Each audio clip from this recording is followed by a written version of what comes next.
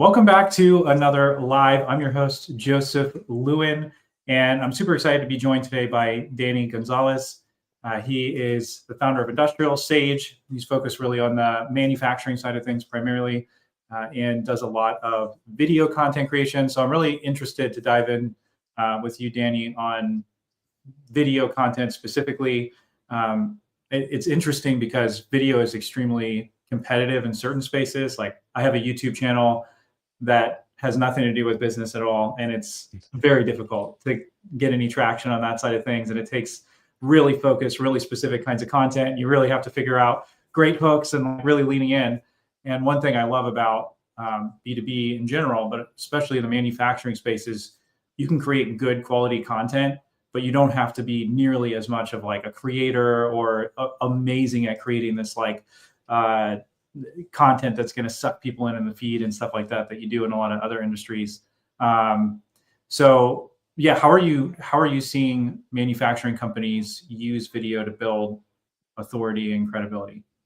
Sure. Well, first, thanks for having me on the show and to talk about something I absolutely love. Well, multiple things that I absolutely love.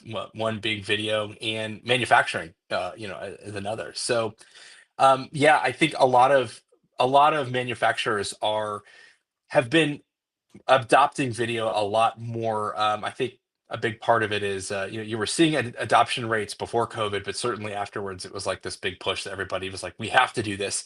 And I think that video is very ubiquitous, and it's a tool that can be used for multiple assets. So a lot of assets and a lot of different using it for a lot of different solutions to a lot of different problems. Primarily, we're seeing a lot of manufacturers using it just all across the organization. Let's say from a sales and marketing standpoint, your branding and identity videos to customer case studies and testimonial videos to product videos, sales enablement content, sort of on that sales and marketing front, right? But then you also have a whole host of other opportunities when you look across the organization, from HR to attracting and retaining talent, and there can be crossover with that marketing and sales. And internal corporate communications is another really big one. Again, lots of crossover between HR and sales and marketing. And then operations. There's a segment of content that we do that you're not going to see on any marketing stuff, or maybe you'll see a chunk of it that could be in the realm of a lot of training or some sort of change management process, or something like that. So video is very ubiquitous. It's able to be used across the organization in multiple areas. And it's an exciting time, as I've seen a lot more manufacturers actually adapt to it and use it.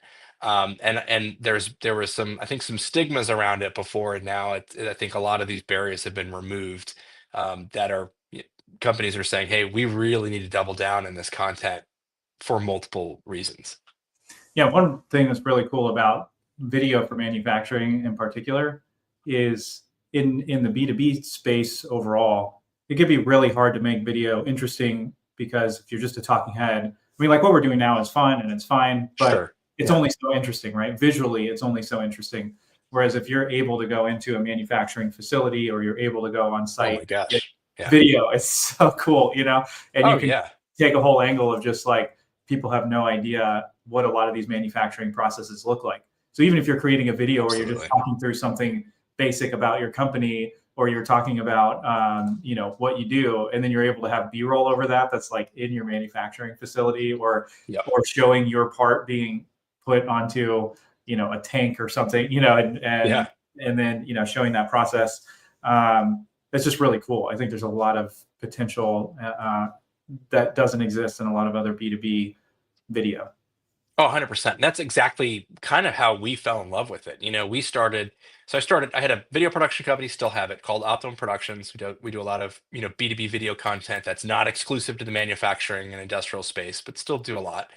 And we would have the opportunity to go film in manufacturing facilities, and I felt like a little kid, like on those shows that I remember growing up and watching, like Reading Rainbow, or any of the Mr. Rogers neighborhoods, and they would do like these, almost like these how it's made, or you go, and I think there was one that was, in particular, like how crayons are made or something. And I Mm. remember being like, oh, that is so cool. And so later in my career, being able to actually go into these facilities like you're talking about and seeing how this stuff is actually made, what's the process behind it, was this amazing, like fascinating world for me.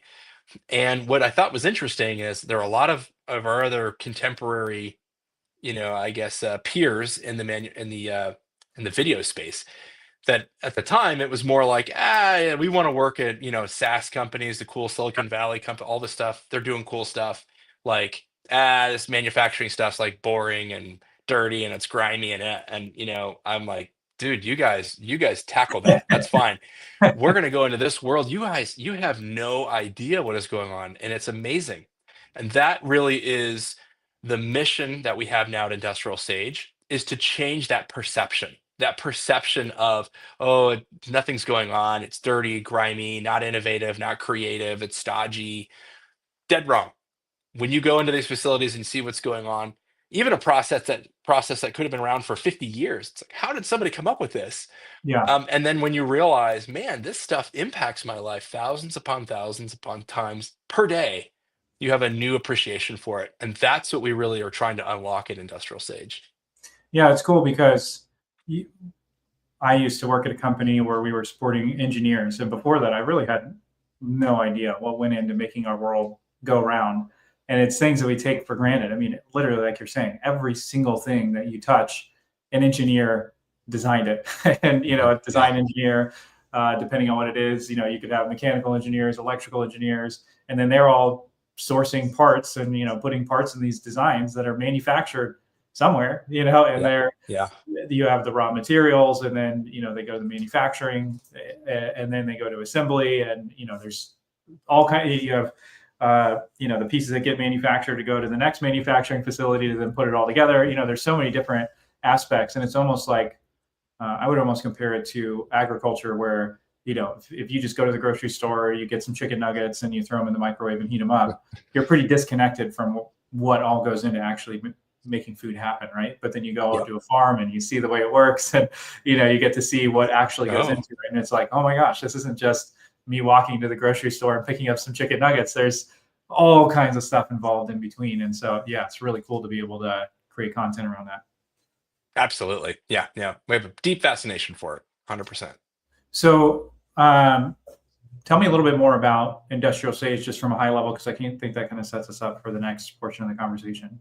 Yeah, sure. So Industrial Sage started in 2017, essentially was nothing more than a glorified video podcast that was really focused on sales and marketing topics for manufacturing and industrial companies. That's what it started. I bought this TV news studio set, put it in our studio here in Georgia, and because really I had and I still have this core belief that the future of marketing for B2B companies particularly is this idea around treating yourselves and thinking of yourselves as a media company. And so there were a lot of times that we would go in and we would, a company say, hey, we want to go do some thought leadership, or we want to do some videos. You'd go to a conference room and try to make it look nice and it was always really difficult and hard. So we said, hey, why don't we do that here in our studio? And then why don't we do a show? And we ended up picking manufacturing, so I think it's really cool. And that's where it started. And it evolved. We went to a trade show. I think we went to Modex back in 2018, 19, something like that. And we were doing like those little booth tour videos and just talking to people, getting to know what they were doing, talking about sales and marketing topics. And someone tapped me on my shoulder and was like, hey, come interview me. I don't have a booth, but like, come interview me and whatever. Like, okay. And I get a phone call the next day from this guy saying, hey, I just talked to my company. Could we do like a show on your channel on ERP or lean manufacturing? And I was like, I guess. I didn't really, I mean, we're not experts in that. And he was like, no, but you know how to like capture the content and get it out there. And we think that'd be really cool. And I thought, you know what, that's okay, let's see. And we started having more of those conversations with other companies. And so it started kind of pivoting. And so now really what it is it's a big wonderland of content that we have: podcasts, news shows, mini docs primarily of content that are going out in around the manufacturing industrial space. So talking about ERP or lean manufacturing, smart manufacturing is a huge topic, AI, automation, that digital transformation piece, news and doing some really cool industry docs that are kind of, large and small and, all kinds of shapes and sizes. So how does that work from like, do you guys produce most of the content that's going through there? Is that how that works? And then basically the value of the publication is just extra. I mean, that's an extra piece of the value is that they're getting distribution through your platform, or what does that look like? Yeah, great question. So we are handling not all the production, but most of the production. And so most of our clients that are coming in, they're aligning on the mission. Number one, that's an important thing. Number two is, they essentially want to create more authority in the manufacturing industrial space. We have a growing audience. We've got growing email lists and social subscribers and all that stuff. But what we have a really great, really core competency at is really scaling content and creating a lot of content from a lot of little things. We're very strategic with it. So they're coming in saying, "Hey, this is awesome. We love that you guys can really kind of come at it from a thought leadership or educational angle, really capture it for us, and then start repackaging it in a bunch of different content that we distribute on our channels, but then also, we'll do sort of a co-distribution. So with our sponsor or that client that is kind of funding that show, and then they'll take that content as well themselves, and they'll do other things with it. So it's a lot of different marketing pushes, and so there's a lot of value they're seeing from that, from primarily the content and then also that distribution piece. Yeah, which is huge because I've been in the podcast space, launched 41 B2B podcasts across tons of industries. And I would say that is one of the bigger challenges is the distribution piece because, yeah, I mean, there's just not a lot of channels that are focused on super niche industries. And I wouldn't call manufacturing niche, but it's still not something where there's a lot of places that you can publish that content where people are going to be like, this is amazing. I mean, you can publish some of it on YouTube and there's certain kinds of content that could do okay, but YouTube is really its own animal and can be pretty hard to get distribution, especially early on. So if you're able to Yeah, help get that early distribution push on channels that are already established, where you've already grown that audience over time, because there is an audience there, but where absolutely. are they Yeah. hanging out? And over time, you're going to gather that audience and grow it. So yeah, there's a ton of value there.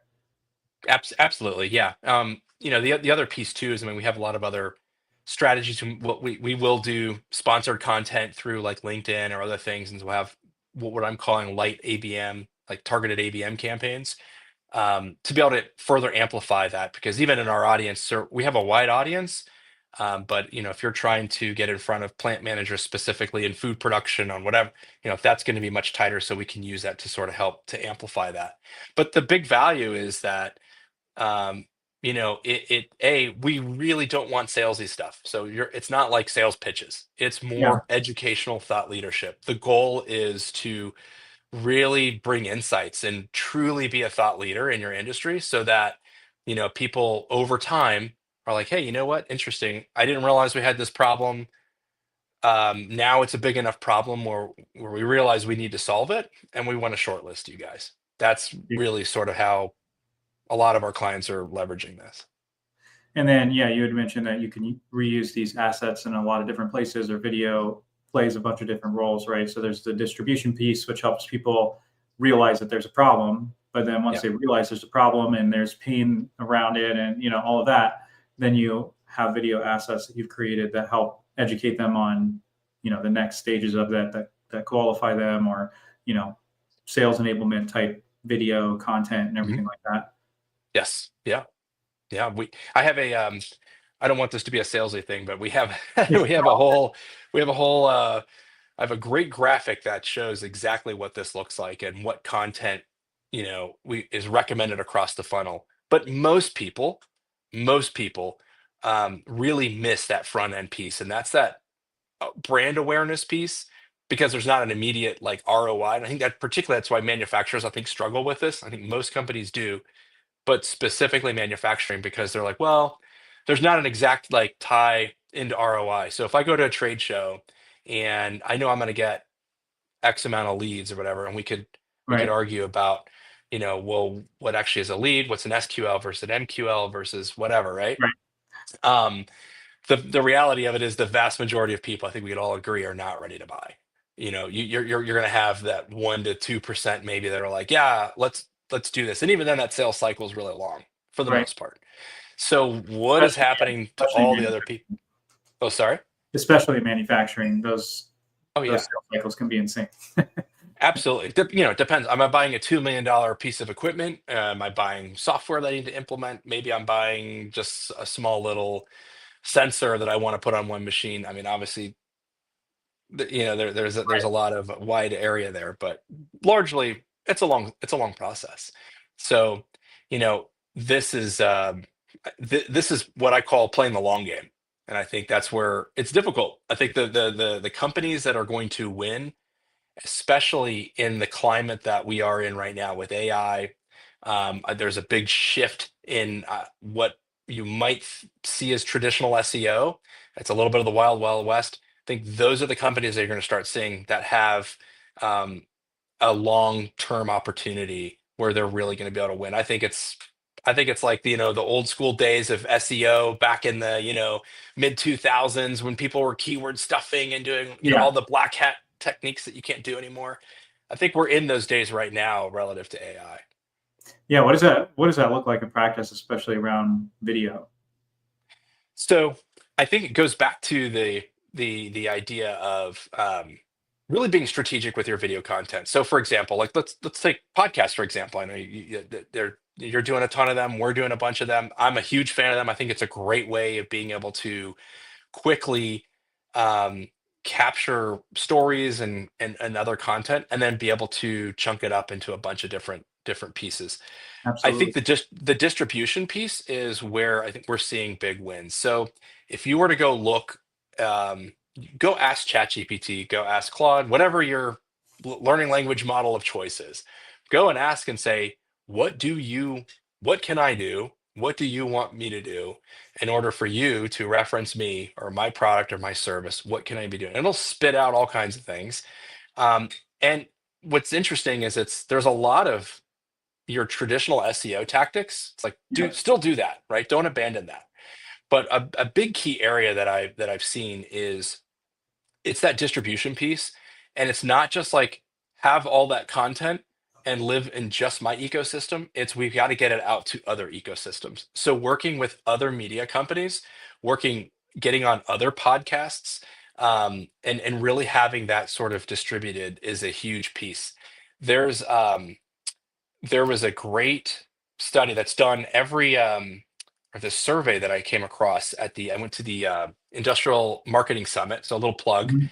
I went last year. I'm going this year. It's in February. It's really, really great for those in the manufacturing industrial space, even if you're not. But one of the slides I took away, True Marketing and Global Spec does a survey every year. And one of the slides that I'm looking at right now, they talk about where the most this is technically detailed and demonstrative content is most valued, and they show what that content is and where it is. Technical publication articles are 61% of the respondents. Like was the number two biggest area where people who are buying this when they're researching, this is what they're looking at. This is what they want to do. Mm. So I think that's an important thing to think about. Um, and I kind of have an understanding of where that content is, where it's being distributed. And if you start doing searches and stuff like this, it's kind of pulling in all of these different contextual searches for results, and it's Yep. not just looking at like, okay, here's my website. It's looking at where's social presence, where is it, I'm seeing it referenced in other places, where am I seeing authoritative content.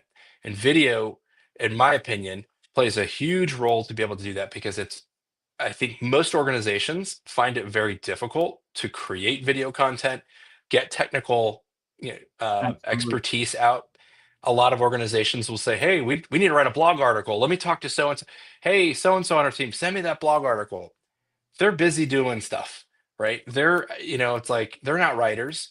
Um, I'm not a writer. So I really suck at writing. It takes a really long time for me to do it. But ask me questions on a camera. as you can tell, I won't shut up, just like what's going on right now. I I will love go, and you're able to untap, you're able to get passion, and you're able to get a lot of insights from people very quickly in a conversation, and boom, there's your content. And then you can start scaling that. So that's yeah. one of the ways. Well, I think people are afraid, correct me if I'm wrong, but at least when I was doing video more in the manufacturing engineering space, people were a little bit afraid to get some of their SMEs on camera because they're like, oh, they're not that good on camera and everything like that. And there's definitely some truth to that depending on who's coming on.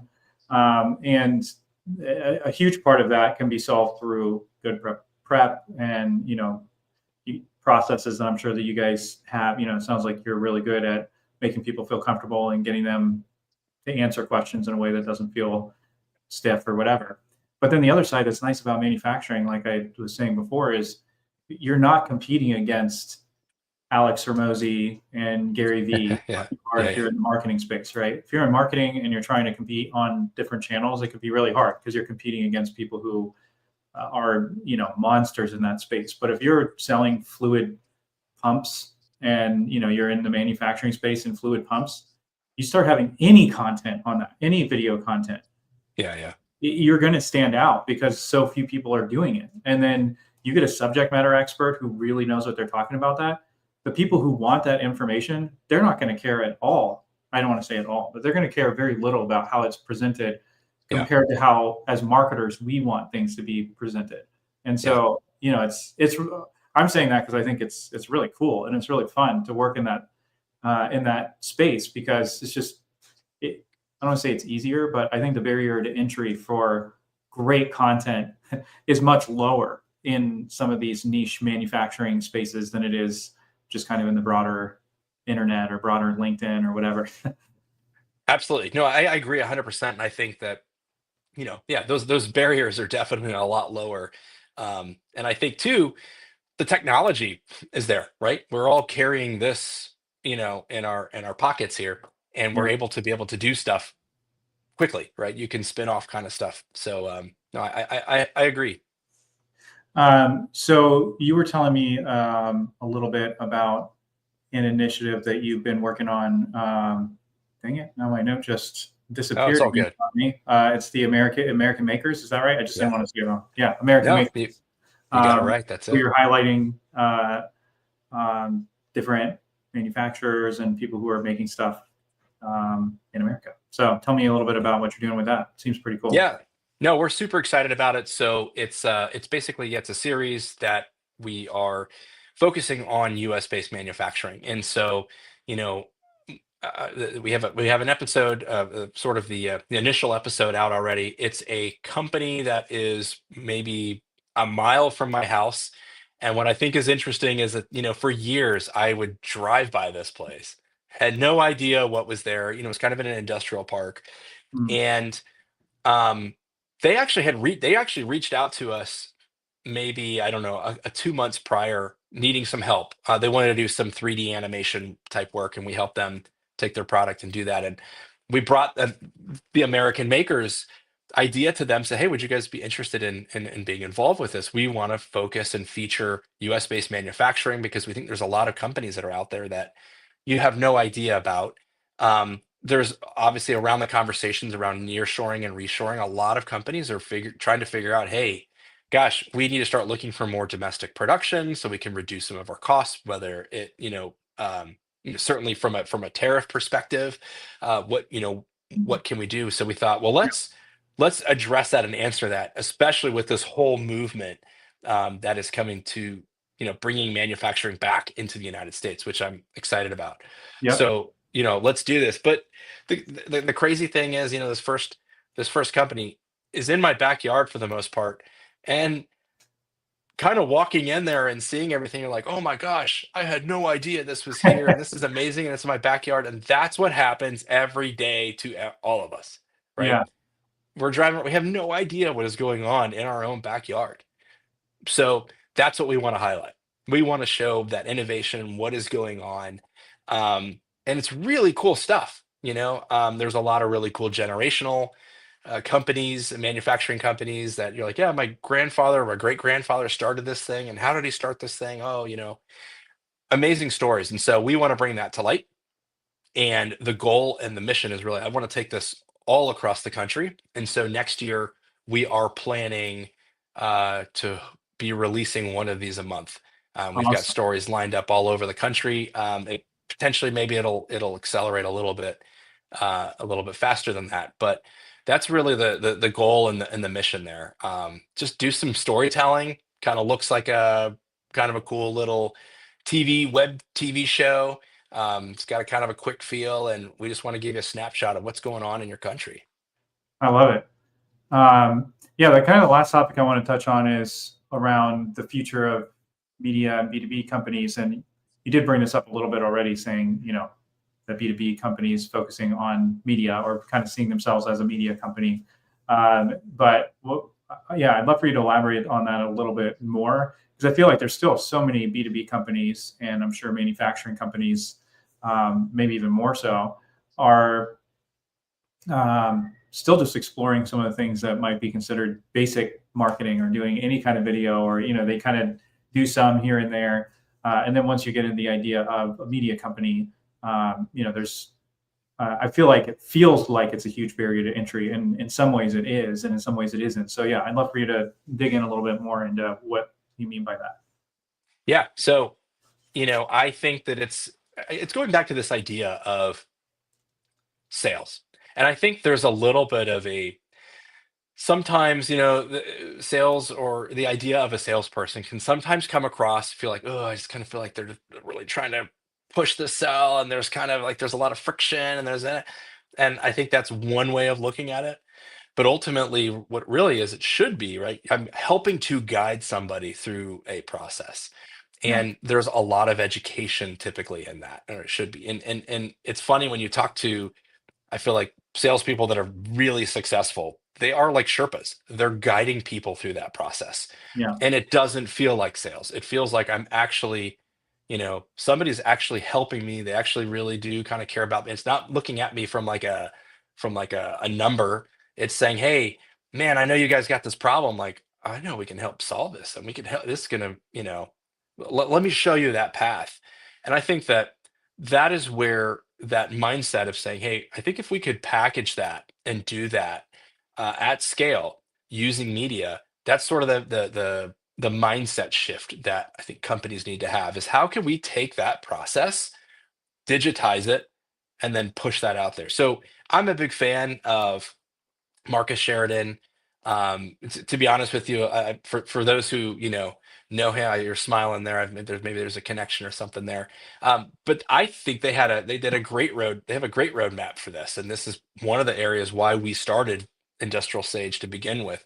If you kind of study what they were doing, if you look at Impact Partners, I mean, their whole website was nothing but just education, and it was all about getting in the mindset of your customer, helping to solve their challenges, which my product and service may or may not directly immediately solve. yep. But we're looking at the bigger picture here, and we're providing all of these insights, all of this information. That's ultimately what I think it is. So we companies are, they'll put on conferences, they'll do all, it's the same thing, right? Take that content and distributed that out digitally. And there's a lot of different faces on what that might look like. Could be podcasts, could be news show. And it doesn't have to be super high level production. I mean, I would think that you probably want to tailor that. Um, but that's sort of that idea is, let me really get in the shoes of my customer. Let me put in this idea. You always hear about what's in it for me. I like to say what's in it for them. um, like, what are those big pressing challenges and those issues they have, and who do we have on our team that might be able to speak to that?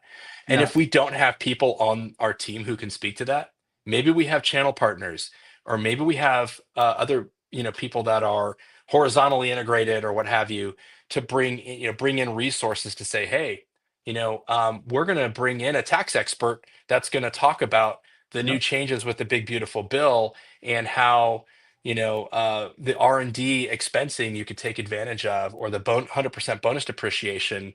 You guys might want to arm your sales team with that when they start having conversations about new equipment purchases or what have you. Hmm. Things like that, so that their customers, oh, that's a great, I didn't think about that. That might help me open up some things.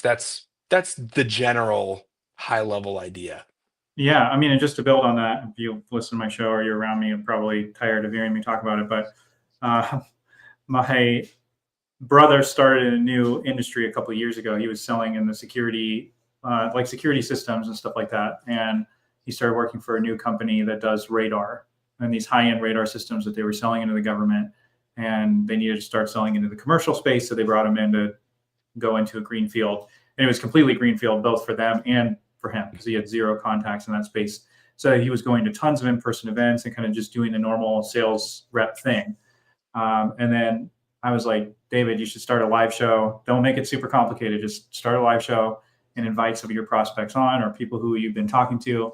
And he ended up having this guy on who had talked to him, was interested in what in his radar system, but the guy had ghosted him. So then he ends up reaching out to the guy after a couple months and was like, hey, I'd love to have you on my show to share about this program that you're working on. And the guy 5 minutes later responds back and is like, yeah, I'd love to come on your show. He comes on a show. That guy then is presented as the expert, shares his expertise, and ends up closing a huge deal with that company very shortly after. Sales that normally take 12, 18 months, they closed it in like a month or month and a half. So, he met a huge portion of his quota for the year, and it was awesome for him. But then what's happened over the last 2 years is he's really grown it into a small media brand. And this is just through his personal brand. But if a company gets behind it and they're putting real resources behind it, it could grow even faster. But he's now had most of the top industry experts on drone detection on his show. And he's being asked to speak at conferences and be on panels. Gets asked to go into the press briefing rooms, and he's now sharing content about what's going on in the industry, what's changing, what's happening. And people are coming to him as the source. And his title is regional sales manager. So, I mean, because it fits exactly with what you're saying, where as a salesperson, he's now positioned as an industry expert. And so people are coming to him to find out information about the industry in general. And then whenever they need his product, he's absolutely getting a call. And he's 100%. making it in every time. And then he's having all of these people on who sell, like you were talking about, these vertically integrated products or, channel partners. Most of the time their product can't be installed without, multiple other people bringing it in. So now all of those people know him. They've been on his show, and he's getting invited every time they have something going on. And so totally agree with you that, especially in these niche spaces, that's what's so cool about it is nobody else is doing it. So you start a show on what's going on with drones and drone detection, and all of a sudden you've got a serious audience after a short amount of time. I mean, here's the dirty little secret that I think you and I know, and maybe your audience does too. I love the name of your the company, Sell Through Social. I mean, and this, we stumbled on this. This was not intentional, right? I 100% stumbled on this, but this having a show and a podcast and creating some sort of authority that way is absolutely opened up doors that otherwise would not have, because you're able to build credibility and authority that way. So what you're talking about in terms of being able to, like, hey, reach out to somebody at a high level, quickly being able to book them on a show, boom. That's I've definitely been a beneficiary of that myself, and that's what I think there's a great opportunity for companies to be able to do that. I mean, again, we're still bringing expertise and value, and want to bring insights, but there's something pretty cool that, instead of having a little thumbs up, that's cool. Um, there's something cool when you're engaging from a sales standpoint, and instead of saying, hey, I've got a problem, or I've got a solution to your problem, you want to send up a 15-minute demo, versus saying, hey, I think it was really cool what you were talking about I saw XYZ article, or this blog post that you put, or this post on LinkedIn. Listen, I got a show. I would love to feature you to unpack some of your insights. Who doesn't like to be featured like that, right? To Yeah. be able to share their insights and say, hey, and I got a little platform here that's going to help amplify and boost you. So I'm starting off our relationship by bringing some value to you. Yeah. And then it's amazing how when people need what you have, they ask and it turns into something. And when they don't, then you're able to help them in some other way or make a connection, or down the road, they make a referral to you or whatever. And it really does come back pretty quickly when you do that. just by adding value. And the cool thing is it positions you as a peer to the people that you're talking to, at least in the same orbit as them. Like if you see somebody who's really well known and they go on a podcast, all of a sudden you're going to think of that podcaster in a much more elevated way. Now, whether you should or not, 100%. you're just Yeah, definitely going to. It's how we work as humans. We associate people with, groups of other people. So if you're able to have all of the top industry influencer people on, an industry influencer, we're not talking about Kim Kardashian, right? It's like the industry influencer is like that one or two people in the space that everybody listens to. You have them on, and maybe have them on as a regular guest, and they're super, if they're smart, they're going to be super excited about it because you're getting them exposure, you're building their reputation, and every time you have them on, you're building your credibility. And then going back to the to the AI side of things, part of showing up is credibility factors, right? It's the brand mentions and you showing up and other people talking about you. So all of that comes around when you start building some of these media channels. Absolutely. 100%. 100%. And I think if I were to leave maybe some practical tips or some ideas for companies that are maybe thinking, hey, what could we and should we be doing? I'd say there's 2 to 3 things that I would be doing if I were in your shoes. Number one is most companies have some sort of insights report or maybe a survey or something like that. That is such a great way to be able to create a lot of different content off of. I would be doing that. And you could spin videos off of them. You could have your subject matter experts inside your organization talk about them. Say, hey, here's the top 10 things we learned. Talk to me about number one. Was that a surprise to you? Why do you think that is? Just riff on that. You don't even have to be like, I think a lot of people get hung up on like, well, I got to be perfect and I have to have the right answer, and I have to be exactly, you can just prognosticate. Hey, this is where I think the hockey puck is going, but and I think and here's why. And I think that's super valuable, interesting information. Companies want to see kind of how you guys are thinking. And I think that's a big piece. Another one is most organizations have some sort of conference. It could be a sales kickoff, could be a customer event. Those are great opportunities to be able to capture lots of video content, lots of thought leadership. So if you go into it strategically, maybe you have an interview booth that you do a couple different podcasts, you do some man on the street kind of interviews. Ask your customers, ask your subject matter experts, like, what are the top trends that you're seeing? What are the headwinds in the industry? That's great content. That's great thought leadership stuff. And lastly, another area to start would be talk to your salespeople, ask them what are the biggest objections that you get in the sales process, or what are those frequently asked questions that I always, every single time I get. Or you could also talk to your customer service team, if they're fielding technical phone calls or whatever. Answer those questions, right? Do that on video, do that, break that content up. So those are 3. If I were you guys, and I'm scratching my head saying, what should I do in 2026? And I'm not doing any of this stuff, that's where I would start. Yeah, I love that. Yeah, when I'm kicking off a new show, I usually actually end up interviewing the host for the first few, just if they're brand new, to make them more comfortable, they get used to it, get some of the jitters out, and then we focus on those things that they can use in the sales process. So it's usually what are the common problems that your clients are facing, even ones that you don't solve, right? But what are they experiencing?